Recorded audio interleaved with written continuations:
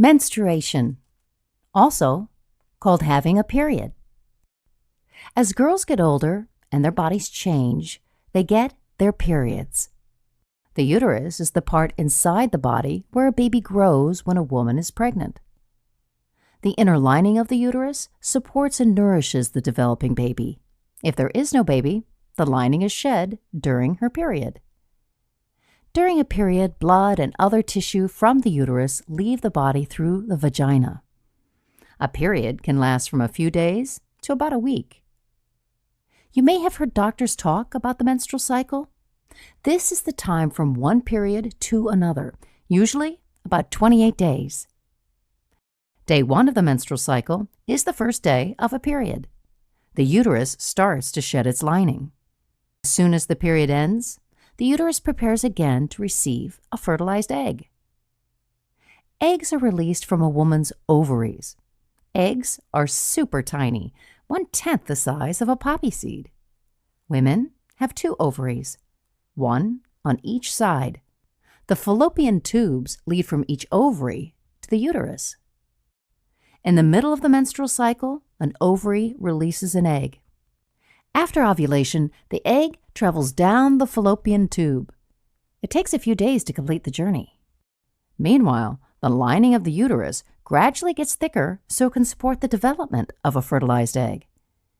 If the egg gets fertilized, it will implant in the uterus and the woman is pregnant. If the egg is not fertilized, the woman is not pregnant and the egg will begin to dissolve. Because the woman is not pregnant, the lining of the uterus is not needed. A woman will have a fertilized egg. If the egg gets fertilized, it will implant in the uterus and the woman is pregnant. If the egg is not fertilized, the woman is not pregnant and the egg will begin to dissolve. Because the woman is not pregnant, the lining of the uterus is not needed. A woman will have her monthly period, and the cycle begins again. The journey of life starts with a fascinating race. Starting with millions of sperm, only one, the fastest and the strongest, will reach the finish line. Some fall out of the race, getting lost in the rush through the narrow fallopian tubes, while some are stopped by natural obstacles which protect the woman's body from intruders. Those who make it closer to the end compete fiercely with each other.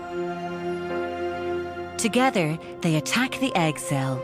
Their only goal is to be the first one to enter the egg. Only one will make it through, but the others simplify this mission by slowly dissolving the membrane of the egg. Finally, we have a winner.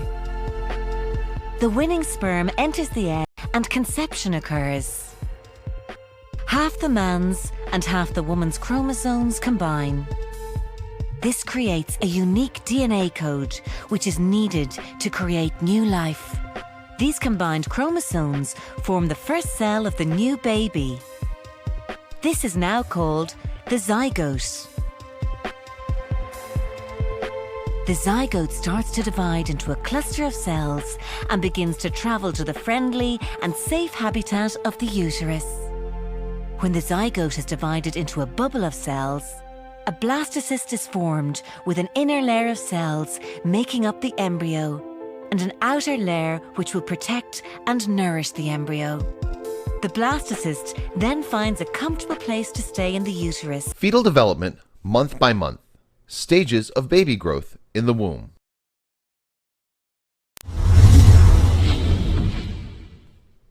Month 1. As the fertilized egg grows, a watertight sac forms around it, gradually filling with fluid. This is called the amniotic sac, and it helps cushion the growing embryo. The placenta also develops. The placenta is a round, flat organ that transfers nutrients from the mother to the baby and transfers waste from the baby. A primitive face will take form with large dark circles for eyes. The mouth, lower jaw, and throat are developing. Blood cells are taking shape and circulation will begin. The tiny heart tube will beat 65 times a minute by the end of the 4th week. By the end of the 1st month, your baby is about a 1/4 inch long. Month 2. Your baby's facial features continue to develop. Each ear begins as a little fold of skin at the side of the head.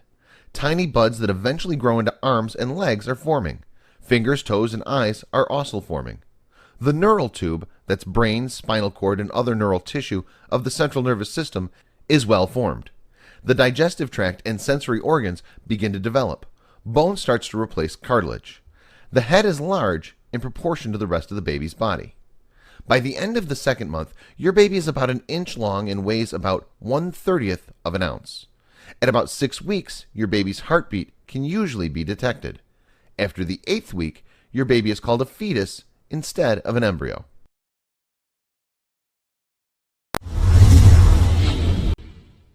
Month 3. Your baby's arms, hands, fingers, feet, and toes are fully formed.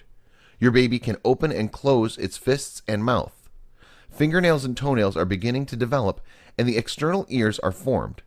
The beginnings of teeth are forming. Your baby's reproductive organs also develop, but the baby's gender is difficult to distinguish on ultrasound. By the end of the 3rd month, your baby is fully formed. All the organs and extremities are present and will continue to mature in order to become functional. The circulatory and urinary systems are working, and the liver produces bile. By the end of the 3rd month, your baby's about 4 inches long and weighs about 1 ounce. Since your baby's most critical development has taken place, your chance of miscarriage drops considerably after 3 months.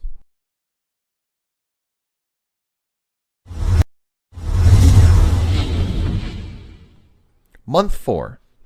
Your baby's heartbeat may now be audible through an instrument called a Doppler. The fingers and toes are well defined. Eyelids, eyebrows, eyelashes, nails, and hair are formed. Teeth and bones become denser. Your baby can even suck his or her thumb, yawn, stretch, and make faces. The nervous system is starting to function.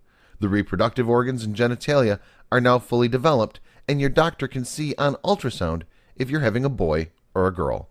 By the end of the 4th month, your baby is about 6 inches long and weighs about 4 ounces.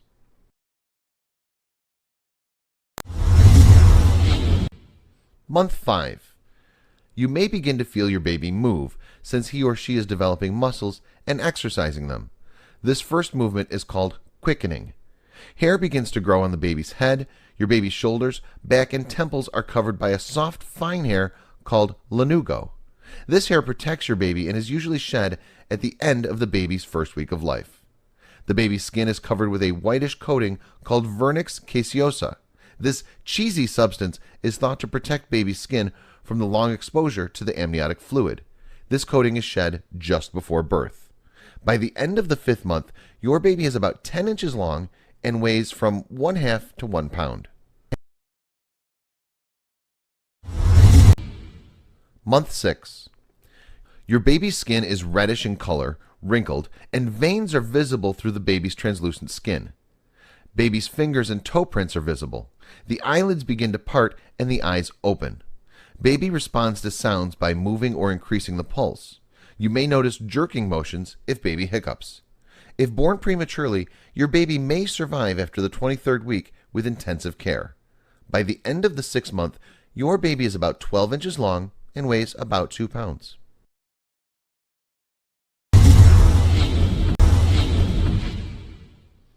Month 7. Your baby will continue to mature and develop reserves of body fat. Your baby's hearing is fully developed. He or she changes position frequently and responds to stimuli, including sound, pain, and light. The amniotic fluid begins to diminish. At the end of the 7th month, your baby is about 14 inches long and weighs from 2 to 4 pounds. If born prematurely, your baby would be likely to survive after the 7th month.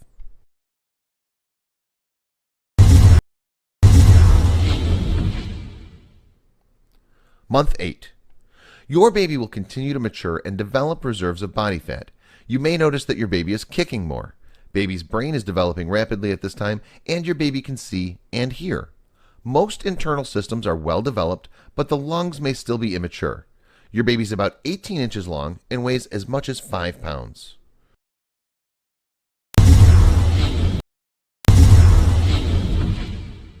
Month 9.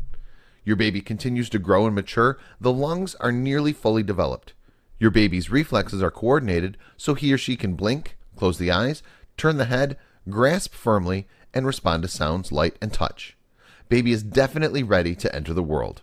You may notice that your baby moves less due to tight space. Your baby's position changes to prepare itself for labor and delivery. The baby drops down into your pelvis. Usually the baby's head is down towards the birth canal. The baby is about 18 to 20 inches long and weighs about 7 pounds. During a vaginal childbirth, the first stage of labor lasts about 12 to 19 hours and starts when your baby settles lower into your pelvis. In response, your cervix begins to efface or become thinner and dilate or widen. During this time, you may feel strong, regular contractions occurring every 5 to 20 minutes, and lower back pain and cramping that doesn't go away. You may see a brownish or reddish mucus discharge, which could be the mucus plug at the opening of your cervix falling out. Your water may break, which can either be a large gush of fluid or a continuous trickle. If you experience any of these symptoms, contact your doctor or midwife to see if you should go to the hospital. At the beginning of stage 2 of labor, which can last from a few minutes to 3 hours, your cervix is fully dilated to 10 centimeters. Baby's head has moved beyond the cervical opening into your birth canal. During this stage, you will begin to push your baby out. You may instinctively push when you feel the urge, or you may need coaching from your doctor, midwife, or labor nurse as to when to push and when to rest. In a normal delivery, your baby's head will rotate to face your back. During active labor, your uterus is divided into an active segment that contracts, pushing the baby downward, and a flexible passive segment that remains relaxed, stretching to provide more room for the baby to pass through. In some cases, when the top of your baby's head appears or crowns, your doctor may make a small cut called an episiotomy to enlarge the vaginal opening. Then you will continue pushing your baby out. As your baby's head passes through the birth canal, it molds into an elongated shape. An elongated head shape will resolve itself within a few days as the skull bones shift back into place. After your baby's head exits the birth canal, his or her head and shoulders will rotate to help the shoulders pass through the birth canal. Your baby's shoulders are delivered one after the other in order to fit through your pelvis. Once the shoulders emerge, the rest of your baby slides out easily. After your baby is born, his or her umbilical cord will be cut. In stage 3 of labor, which may last 5 to 30 minutes, mild contractions will help push the placenta out of the uterus. You might be wondering, how can I get the baby to get the best latch possible? What are some of the things that I might need to do? Well, what I would suggest is taking the baby and aligning them so that their nose is opposite your nipple. At this point, mom can take her nipple and gently tickle underneath the baby's nose. This area between the baby's nose and upper lip is called the philtrum. So moms can use their nipple to tickle that area. When baby feels that tickling on his philtrum, they will begin to open their mouth wide. Once the baby's mouth is open wide, you can then bring the baby on to your areola. So you can stimulate the baby's philtrum to help the baby open its mouth wide. You'll chin at the bottom of the breast, and the baby's wide open mouth, you'll pull in over the top of the breast. Another thing to remember when you're latching the baby onto your breast is the angle at which your nipple is going into their mouth. Some moms think to just bullseye their nipple into the baby's mouth, and that seems like it should make sense. But what we find when we watch babies latch onto the breast is that babies naturally come to the breast and latch on to the nipple asymmetrically, meaning they're going to take more of the bottom part of the areola into their mouth. So again, you're going to tickle under the nose and you're going to angle your nipple so it's pointing up towards the roof of the baby's mouth as you pull them in onto your breast. If you experience pain or discomfort once your baby's latched on, place your finger into the baby's mouth alongside your breast, break the suction, and then try to relatch the baby again.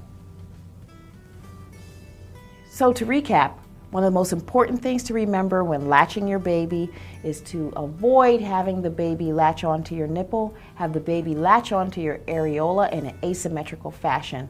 I hope this helps you learn to correctly latch your baby onto your breast so you have pain-free, enjoyable nursing. Thanks for watching.